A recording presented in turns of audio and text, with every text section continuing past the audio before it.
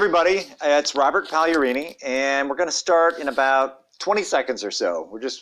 We have more people coming on, so let's just wait a few more seconds and then we'll get started. And I'm going to be talking about retirement satisfaction. So maybe you're out there, maybe you are already retired and just want a little bit more from that, or maybe you are going to retire soon and you want to make sure you're setting yourself up to make sure that retirement is as perfect as you've always imagined it to be. And so that's really what this webinar is all about. So, okay, it's that time. So let's go ahead and get started. Again, my name is Robert Pagliarini. The title of this webinar is What Leads to Retirement Satisfaction? I've said this a few times to people, and sometimes I'll get a strange look and they'll say, retirement satisfaction. Well, obviously, if you're retired, you're satisfied. Why do you need to do a webinar about this? And for a lot of you, that's probably true. You've been thinking about retirement for a long time, and now you're retired, and life is great, so fantastic. One suggestion. Turn me off, stop the video, stop it all, and just go enjoy your retirement. But if you're retired and if you want a little bit more from it, if you want to feel a little bit more fulfilled, or if you're going to be retired and you just want to make sure that it's the best retirement it can possibly be, then stick around. I've done some research and I've reviewed a lot of research in this area. So let's go ahead and just get started then. All right, so what leads to retirement happiness? Non-financial indicators of retirement satisfaction. Seems a little bit complicated, but it's really not. It's basically, we think money is going to make us happier, and to some extent it does, but what are the non-financial factors that lead to satisfaction in retirement? That's what we're going to talk about. So here's some important information. The gist of all of this is that this webinar is purely for entertainment and educational purposes only. If we don't have a client relationship, then this is not advice. So please don't take it as advice. It's just for entertainment. And hopefully it will be entertaining. Okay, so the main ideas of this presentation. The first is that, for the most part, research shows most people are pretty darn satisfied in retirement. But there are a small segment, maybe a little bit sort of too large of a segment actually, that they're not as satisfied as they want to be or hope to be. And so that's what I want to address here. We talk about retirement planning, and we always think of money, investing, asset allocation, risk tolerance, and those are all really important things. Things that I spend most of my day working on and talking to clients about. But there are also non-financial factors that really can make retirement wonderful or make it so-so. And lastly, financial advisors are maybe in a great position to help clients bridge the gap. Certainly, historically speaking, financial advisors have focused on financial matters. That makes sense. But they're also called upon to really know so much about their clients. For example, the relationships I have with my clients, I know, I mean, it gets very, very personal. Let's just call it that. I know a great deal about them, their hopes, their dreams, their fears, the things that they've experienced. And I think this puts not just me, but other advisors as well in a great position to try to figure out and try to help clients get the best retirement possible with their money. So let's just dig in. As I've talked about, financial retirement planning has been focused on really the success of retirement has almost entirely been, well, let's talk about the numbers. How much have you saved? What's in your 401k? And that's usually where it starts and stops. People just focus on the money. And again, I've said this before, I'll probably say it again, that's really important. It's very difficult to be satisfied in retirement if you don't have money, if you're in a situation where there's a lot of anxiety about running out of money. So that is so important. You have to have that. It's critical to your retirement success. So the question is that gets you here. That gets you far, but how can we take it to the next level? And so that's the focus, because there's been a lot of research on how to get the most from your dollar in retirement. And that's important. But we also know, the research shows us, that once you hit a certain income level, whether you're working or even in retirement, you hit a certain amount of income that you have, and that feels pretty safe, pretty conservative, and it's paying your bills. That any more additional income or additional assets, while it's great, no one's going to turn away extra money, it doesn't have the same impact on your happiness or on your satisfaction once you get that base level of income. And so then where do you turn? Because I've had prospects that have come to me, very, very affluent, and they've said, listen, we have enough money. Money is not really the concern. We have enough. We've got enough income. We have different sources. Our money is diversified. We're not worried about the money. Yet at the same time, how do we make sure that the money that we do have helps us create and support the life that we want? And sometimes there's that divide, that you have the money and you've got this idea of the life that you want. How do you bridge that gap? So let's talk about that. Well, we know, based on research, when we've surveyed retirees, people who've already retired, that you look over here and it says satisfaction with retirement. That's this first column. Well, let's go down to the very bottom. It says here, let me move my face out of the way, very satisfying. So 60% of the respondents said, yeah, retirement is great, very, very satisfied. Okay, again, if you're one of those and you're still watching this, you don't need this. You've already got things covered. I'm really talking to the other 40% or so. The other 40% are, well, when they asked them, you satisfied with retirement? 7.5% said, not at all. They're retired and they're not at all happy in retirement. And a third said, moderately, so-so. Not what I thought it was going to be. So it's the 40% that this is really talking about. And the other column here is retirement compared to pre-retirement. So again, they asked retirees, how do things compare now that you're retired versus when you were working? So this is when things get even kind of more depressing, I think. So 17% said, you know what, retirement, not as good. Not as good as working. So what's going on there? I mean, almost 20% have said, you know what, working was so much better. Well, what could explain that? Or 33% here that say, it's about the same. Only half said it was better. So this is, it's hard to get our minds around this. When I've talked about these statistics with other people, usually people who were not yet retired, when I have these conversations, again, they'll look at me like, well, that doesn't make any sense, right? Because they'll tell me that, listen, I've been thinking about retirement for years, maybe decades, some of them.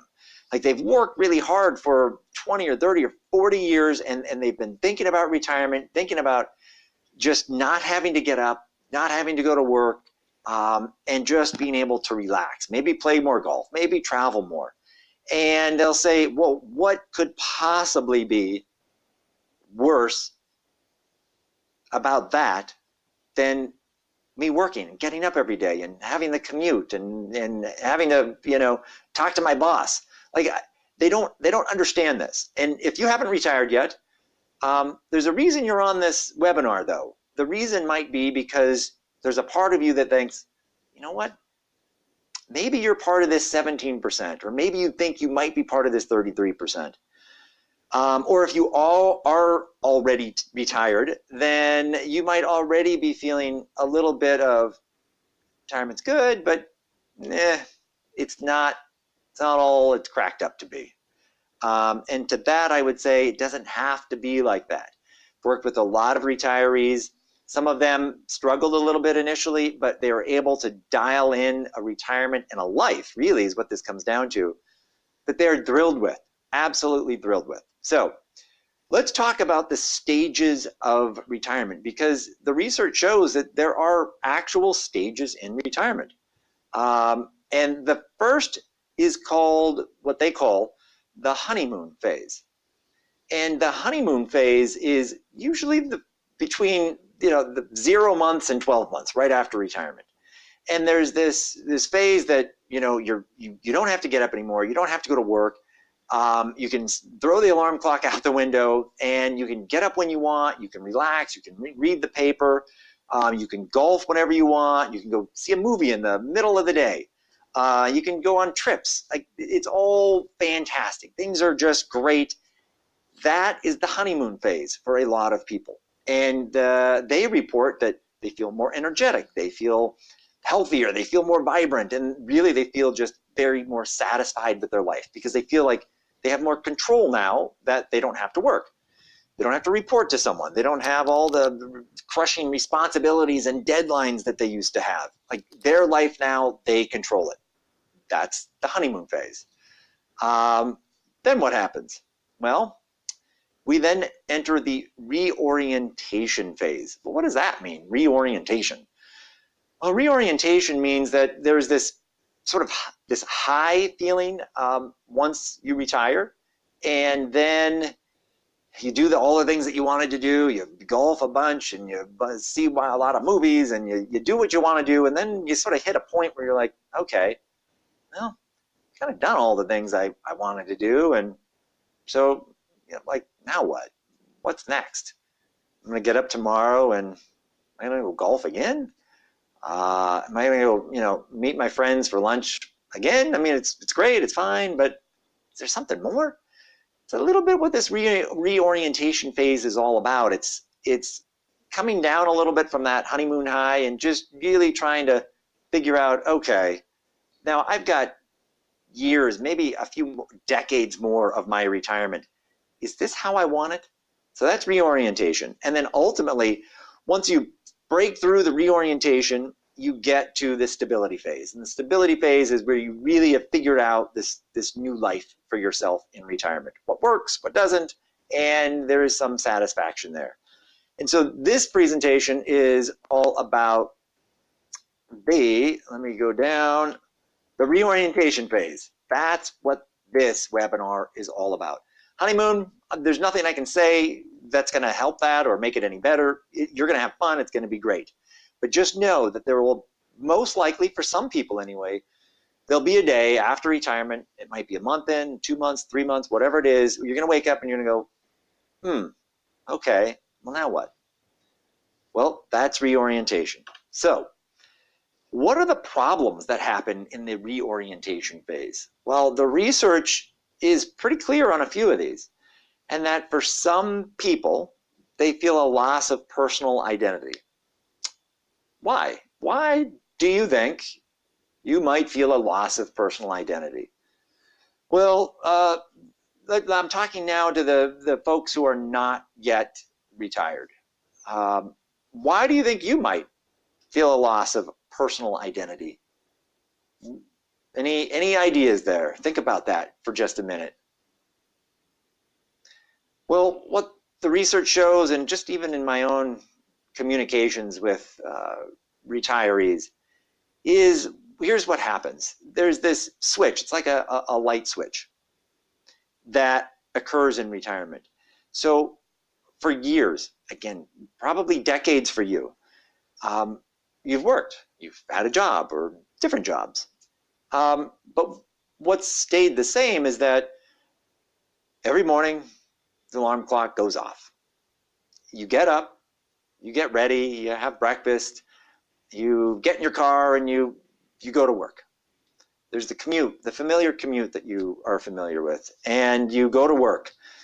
There's some kind of work. It might be an office, it might be work that doesn't involve an office, but there's a place that you go generally, and there's people that you know and that you see every day, you talk to. These people are not just your coworkers, they're your friends. You talk to them about all kinds of things, work related, sure, but also personal things. What's going on in their lives? You know, what are their kids up to? And there's a relationship that you have with them. And in work, you have responsibilities. Someone's hired you to do something. Maybe you have a particular thing that you do that maybe only you can do in your company. Maybe you manage other people. Maybe you're a leader. Maybe you have different projects that you supervise and that you go from the beginning and you work and you work and you get other people involved and you have some sort of a completion at some point. So there's some responsibility. And sure, there are deadlines and there's things that go wrong that you have to try to fix. And you know, there's the boss that you have to report to and explain things to. And there's stress and anxiety that happens. Of course, that's all part of work nowadays. But there is an identity that comes with that. That identity is, okay, I'm someone who needs to get up every morning because I've got someplace to go. I have something to do. I have people I need to talk to. I have things on my to-do list that I have to check off. I have to get them done. I have people that count on me. Maybe I have clients that count on me, or maybe I have a team that I'm mentoring and they're counting on me. That's identity. That is who you are. You are someone who can be relied on, someone who does something, someone with an ego, right? We all have egos. And so when you get up and you go to work and you do these things with these people and you complete these tasks, that all creates this identity that you have for yourself. Let's get back to that light switch. So that's happened every day, every work day for 30 years or 40 years. You've had someplace to go, something to do. And then retirement happens. The next day, just like a light switch, all that goes off. All of that disappears. Instantly, overnight, the light is off. You don't need the alarm clock. You don't have to get up anymore. You certainly don't have to drive. You don't have to commute anywhere. There's the office that's still there or the business that's still there, but you don't have to go there anymore. There's people that are working there that are your friends that you've seen every day for years. You don't go in to see them anymore. You don't stand around the water cooler and talk about last night's episode of whatever or the game. That doesn't happen anymore. So the social connectedness that you had, that's gone. The responsibility, all those deadlines, the to-dos, you keep track of it. You saw projects from completion to end. Not anymore. You're retired. That's done. That's not your identity anymore. Not as many people are counting on you like they used to. You don't have as much responsibility. You're not leading anyone like you used to anyway. That can hurt. That can change someone's identity. Someone who is on top of the world and just, I'm someone who gets things done. I make things happen. I'm the guy people rely on to. I'm just a guy, or I'm just a gal. That is one of the complaints in retirement. And you know what? I'm going to even rephrase that as it's not a complaint in retirement. Because for so many people, they don't even recognize what's going on. So they can't even voice the complaint. All they feel is this sense of uneasiness, this sense of almost not having a purpose, of not feeling fulfilled. But that underneath, that's what's going on. That's what's causing that unrest. And so that can lead to higher stress, depression, anxiety, as you can see here. And it can, again, reduce someone's identity and their self-esteem dramatically. This can happen.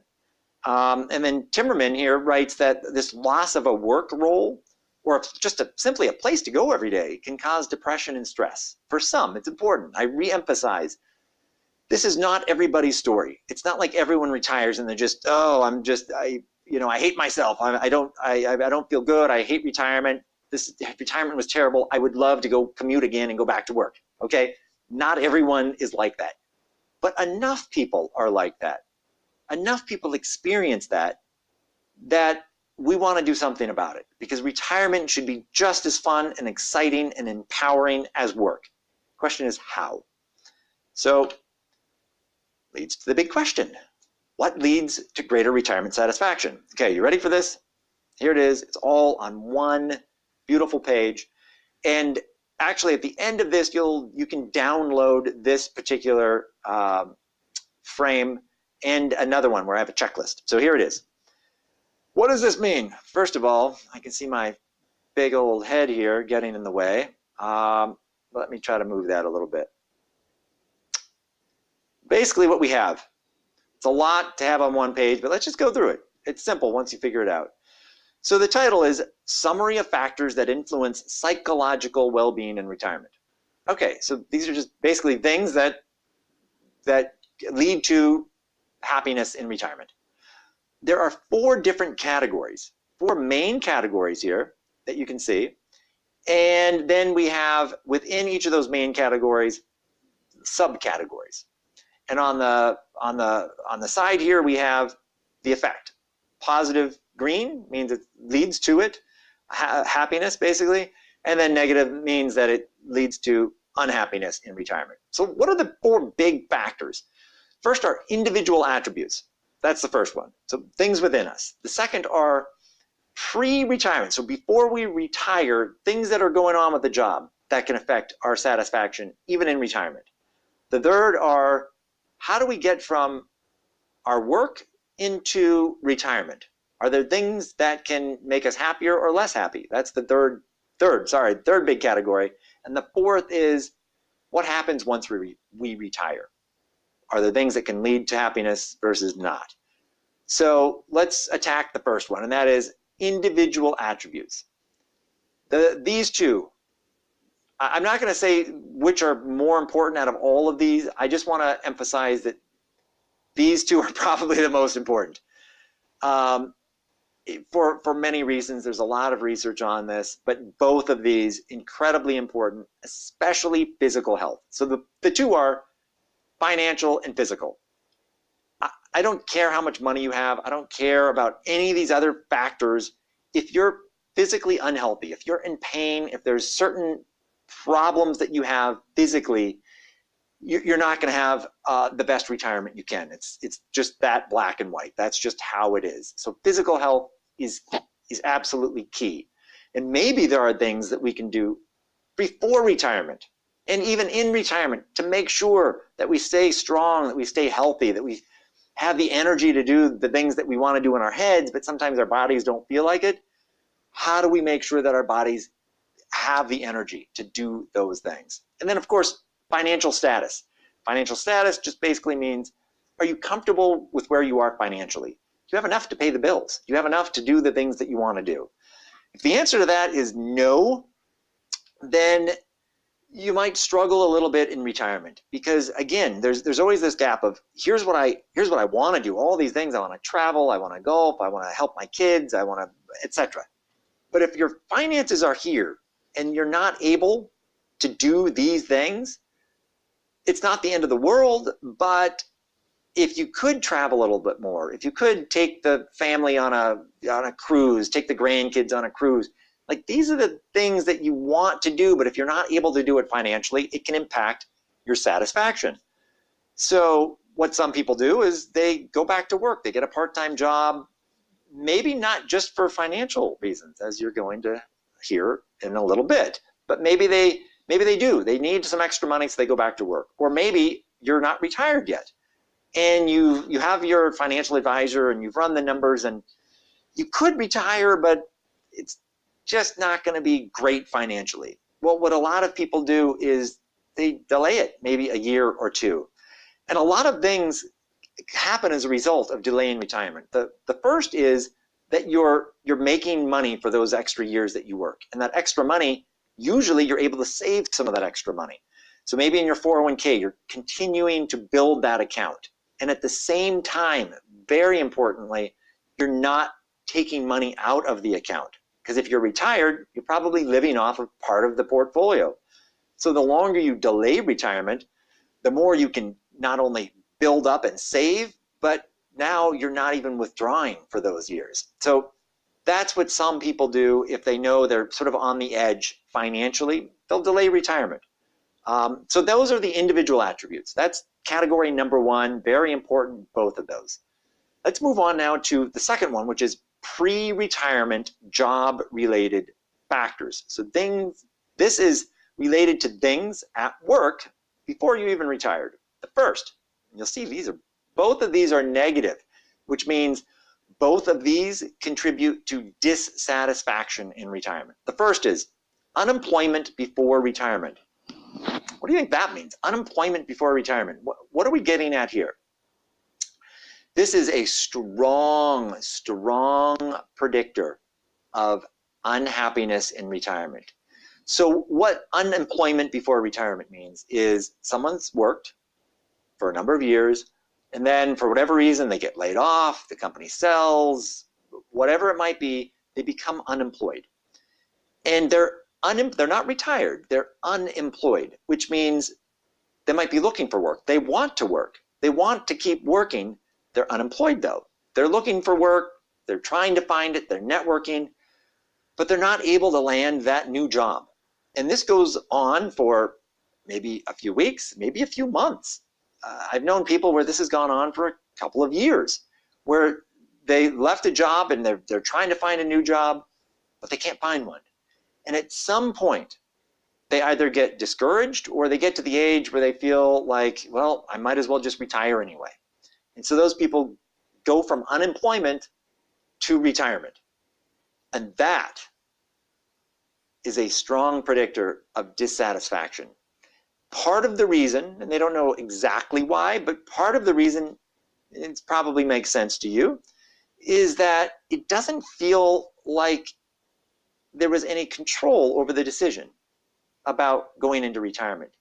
It sort of just happened by default, and not because it was a choice. They couldn't find work, and so they just said, well, I'm just going to retire then. So there's this lack of personal responsibility in that decision. It feels like it was sort of thrust upon them, and that can feel like, well, I didn't want retirement, and so there's this maybe a grudge. I don't know if that's the right word, but a little bit of a grudge about it. They weren't prepared. They weren't ready for it. They wanted to work more. They just couldn't find a job. And so that's a negative in retirement. So how do we fix that? How do we make sure that doesn't happen? Well, a couple of things. One is any one of us can lose our job at any point. We can get laid off. The company we work for can sell. There's not a lot of job security, and I think we all know that. So what can we do to protect ourselves? Well, the first thing I would say is invest in your human capital. Human capital is, unlike financial capital, stocks and bonds and real estate, human capital is capital that you own, you yourself, you're the investment. And human capital are things like your education, your credentials, your experience, your skills. Those are all things that are assets, things that you can invest in.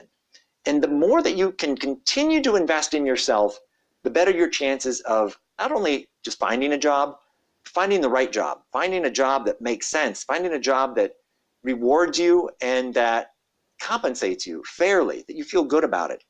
I've seen too many people just stop learning and stop growing and stop trying to improve themselves after they hit 35 or 40. And I think that's a huge mistake. I think we constantly have to reinvent ourselves and to improve ourselves. Go get that new designation. Go back to school, get the degree. So who cares if you're 5 years away from retirement? Do it anyway. Invest in yourself, because that makes you much more valuable if something were to happen to you at your company. And not only that, for a lot of people, it just feels good. It feels empowering. So that's one thing you can do. The other pre-retirement factor is this stronger work role identity. And I talked to you about that before. So some people have a very strong personal identity that's tied to their work identity. So if you ask them, well, tell me about yourself. Well, they're not going to tell you about their hobbies. They're not going to tell you about, their kids or their spouse. They're going to tell you about their title at their job and what they do and who they're responsible for. Like, that's who they are. They are their work. And so the stronger you have an identity of with your work, once the work goes away in retirement, a lot of you goes away. So what can we do here? Well, the first thing is awareness. Just being aware that you might have a work identity that's big, which is fine, but ask yourself, who are you? And if your answers are all about your work, now is a great time, if you haven't retired yet, to start developing other aspects of your identity outside of work. Developing hobbies, developing just pieces of who you are that are not tied to work, because at some point work is not going to be there. You're not going to have that job. And so you have to make sure that who you are can bridge that gap between working years and non-working years. That just because you retire doesn't mean, oh, well, there goes me. I don't know who I am anymore. Like, if you haven't retired yet, now is the time to start building that up. Now let's talk about the third retirement category. The main factor are these retirement transition related factors. So going from work to retirement, what are some things that can happen both positively and negatively during that transition? Well, the first is, and I touched on this on the earlier one, is how voluntary is it that you're retiring? Is it 100% where you chose the date? It's completely up to you. You're deciding, hey, this is when I'm doing it. This is when I'm retiring. I don't care what anyone else says. This is the date. Well, that's like 100% voluntary and 100% in your control. But maybe it's less of that. Maybe your company's downsizing and they say, well, you know, I don't know what your situation is going to be here going forward. And so you kind of feel a little bit forced into it. It's less voluntary. All we know is that the more it's your choice, the better you're going to be better you're going to feel in retirement. We also know, and this is lots of research onto this, retirement planning. So this is the traditional financial retirement planning. If you do it, it's a positive. If you don't do it, it's a negative. Why? Well, I mean, think about it for a second. If you go into retirement and you just have a general sense of the money that you have, you're not really sure how much money you can take from your portfolio. You really don't know if your asset allocation makes sense or not. Not even sure what your risk tolerance is. You're not sure if you can really afford the house that you're currently living in. Not really sure if you can afford the vacation that you want to take. I mean, how is that going to lead to happiness where you're just unsure about everything? So this is why retirement planning is essential. It's essential for two reasons. One, if you plan, if you're able to do retirement planning, chances are you're going to be better off financially. There are so many reasons for this, from a better asset allocation to lower fees, to a portfolio that's better aligned with your risk tolerance, to just being able to take advantage of tax situations better, knowing when to take Social Security so you can have more of it rather than less of it.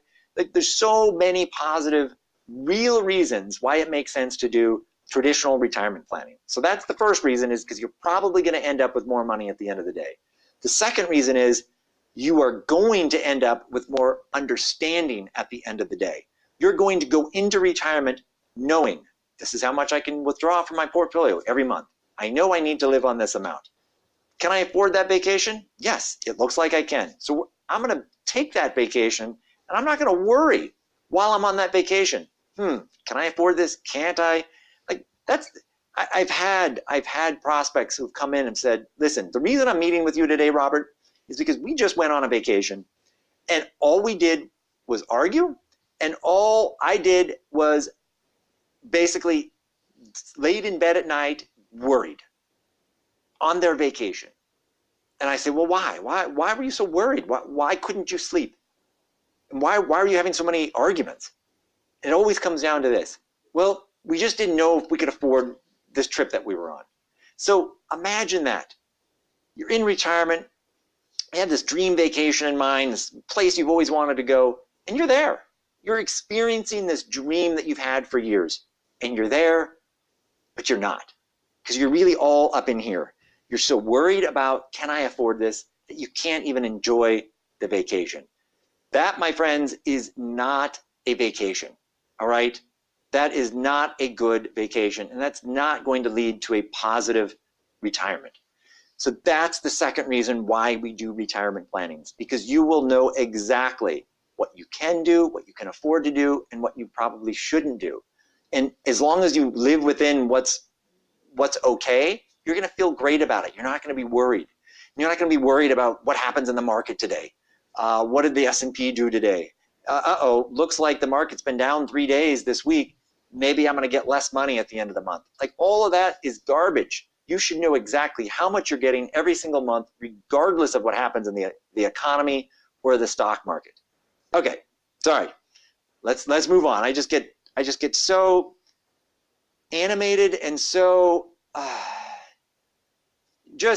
want you to have a good retirement. And when I hear stories about people who've worked so hard for so long and now they're in retirement and they're on vacation and they just can't enjoy it, I mean, it really saddens me to hear that. So I don't want that to happen to you. Okay, what's the negative? Retiring early than expected. Okay, well, kind of know that one already from how voluntary is retirement and this unemployment before retirement, but it's a big deal. So retiring early than expected, that can lead to less satisfaction in retirement.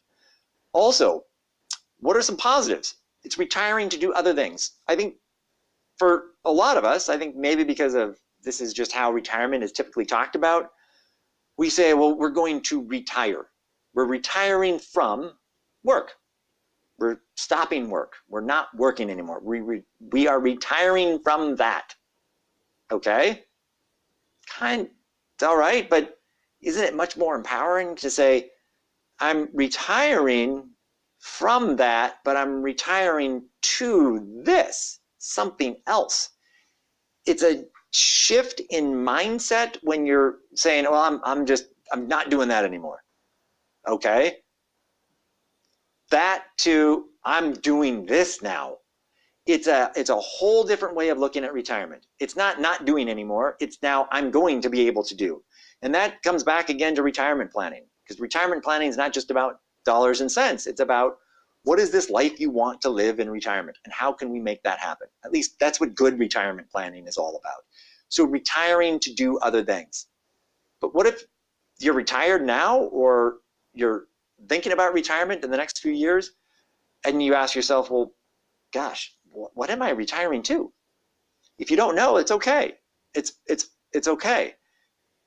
But we just need to explore, what are those things that you could retire to? What are the things in your life that excite you, that give you a sense of purpose, that when the alarm clock goes off, well, first of all, that you even have an alarm clock, right?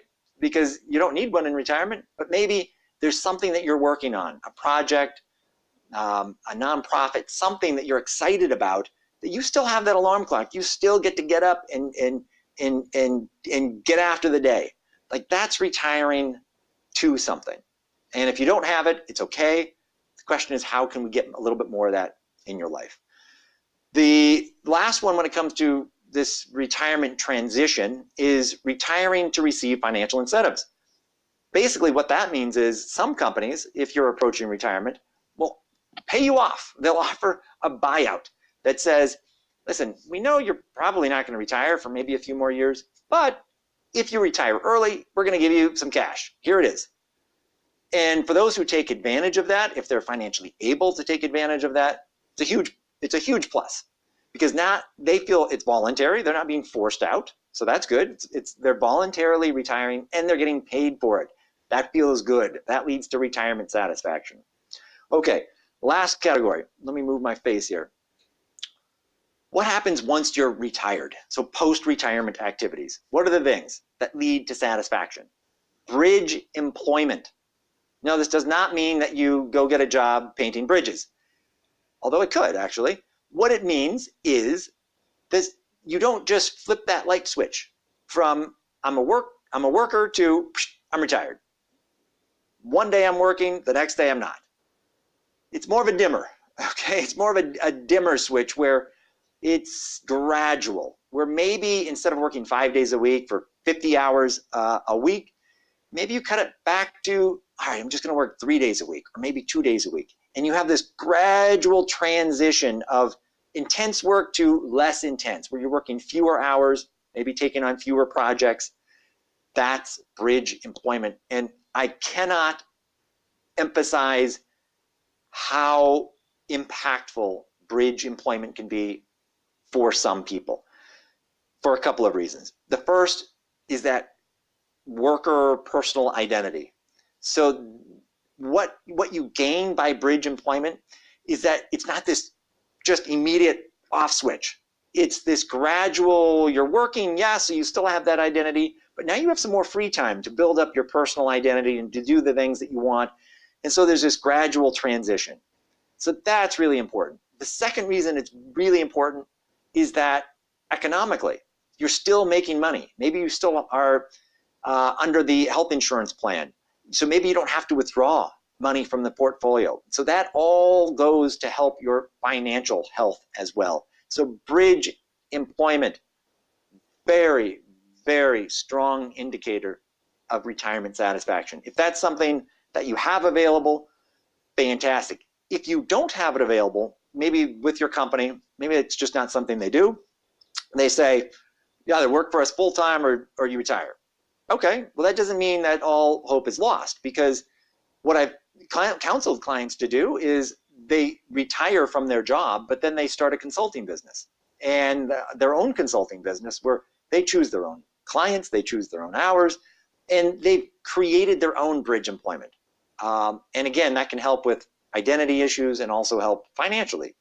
Okay, so moving on, we talked about bridge employment. Now let's talk about volunteer work. And why is that a positive indicator for well-being in retirement? So many reasons. Okay, I think the first reason is because it keeps you in the game. What does that mean? Well, like I talked about before, once we retire, there's not a schedule that we have to have throughout the day. There's nowhere we have to be. There's nothing that we're necessarily responsible for. Well, you know what? When you start volunteering or you are on the board of a nonprofit organization, now all of a sudden, people are counting on you. You have something to do. There is a purpose to your day, and there's a purpose to your life. You are contributing still. And that's one of the main reasons why when you volunteer, you have this sense of well-being. And here's the other really big reason, and you might not even have experienced this in your working years. Because for many people, when they work, they go to work, they put forth so much effort, yet they don't really see the fruits of their labor. Like they work, but they don't really see any tangible results. That totally changes when you're volunteering. Because when you volunteer, you often get to see immediate results. It could be as simple as you volunteer at a local soup kitchen. And so when you're handing out food to people who are hungry, you instantly and immediately see the benefit of that. Or even if you're on the board of a nonprofit, usually those projects that you're in charge of, you see immediate results. And that can be something that just empowers people, makes them feel good because they're seeing the results of what they're doing. And so once you retire, again, you don't have to get up at a certain time, you don't have to go to a certain place. But now all of a sudden, if you're working and volunteering, you're bringing the best of yourself and you're helping other people. And so on so many levels, volunteer work can really mean the difference between just going about your day and not having a lot of meaning versus really feeling special, really feeling like, you know what, when I go to bed tonight, I'm going to feel like I did something, like I made a difference. I contributed to someone's life and I improved it. And of course, all that has the benefit of just making you feel good and making you feel like, you know, you're still in the game. So that's really important. And of course, the last one when it comes to post-retirement activities is the one thing we always think of when we think of retirement, and that is leisure activities, hobbies, playing that golf game, traveling. Leisure activities are so crucial to retirement satisfaction. But here's the thing, when it comes to leisure activities, is they don't just happen. Happiness, satisfaction, it doesn't just happen. You have to make it happen. And so that's the key when it comes to leisure activities, is these have to be planned, they have to be thought about. You have to really figure out and design your leisure activities to make sure that these are a positive. Okay, so a lot of information on this slide. Let's go through the checklist. Just a quick recap. What this webinar is all about is just, it's awareness, okay? Just to be aware that retirement can be an amazing thing. You kind of have to work a little bit about it, work a little bit on it, which is a bit of an oxymoron. You're retiring, you should stop working. But I'm telling you, well-being, satisfaction, even if you are working, it requires some effort and input and some thought. So just being aware of these things. Also, the big takeaways are making sure that retirement feels voluntary and that you're retiring to do something, not to do nothing. And this concept of bridge employment, I'm going to do a webinar just on that, honestly, because it's that important. Bridge employment is key to so many people. Volunteering, if you can delay retirement, for some that makes sense, especially if there's some financial challenges where it would make sense to delay it a year or two, that can pay off big as far as well-being in retirement. Making sure that you have people around you that support you and that, you know, that this group of friends, because for a lot of us, listen, myself included, I go to work, I have employees, I have people that are around me that I see every day. And if all of a sudden one day I just stopped all of that, and like that would have an impact. And so it's important to develop non-work relationships, build up those friendships outside of work, because there will be a day where you will retire, you will not go into work. And so you want to make sure you've got that social support outside of work. You do pre-retirement planning, or if you're already retired, you can still do retirement planning. I see it all the time with prospects that come in that haven't done it. And like the couple I told you about who was on the vacation, who just couldn't enjoy it. Like, we got in there and we were able to figure out what they could afford, what they couldn't afford. And in their life in retirement is going to change because they feel so much more comfort, and just there's no uneasiness or anxiety about it anymore. They know exactly where they are. So that's important. I'm not a therapist. I don't claim to be a therapist. I'm not a, you know, let's sit on the couch and tell me about your retirement. I like that I focus on the numbers, but I also think it's important to focus on the non-financial aspects. But if you're in a situation where you're just depressed or your anxiety is at the level where you need help, there are people who focus on financial therapy, who can help you out, or just general therapists that you can talk to. So consider that if that's something that you think you might benefit from. I mean, you have very little to lose when you go see someone like that, and so much to gain. So I highly encourage that if you think you might benefit. Again, financial education, and this last piece I didn't talk about yet, but it's coordinating retirements. That's a positive when it comes to satisfaction. What's a negative is when one spouse retires and then the other one doesn't retire for a year or 2 or 3 or 4 more. That causes some discord because one person's retired, they have some free time, they want to travel. The other person still working, they still have to get up. They can't take it 3 weeks off to go to Hawaii. Like, they've got to go to work. And so that can lead to some issues.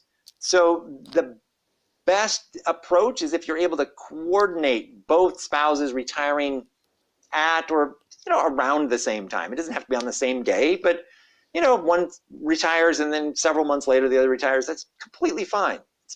It's fine. But when several years goes by, when one's retired and the other isn't, sometimes it works out great and there's no problems. Other times it can lead to some stress, just some issues that come up there.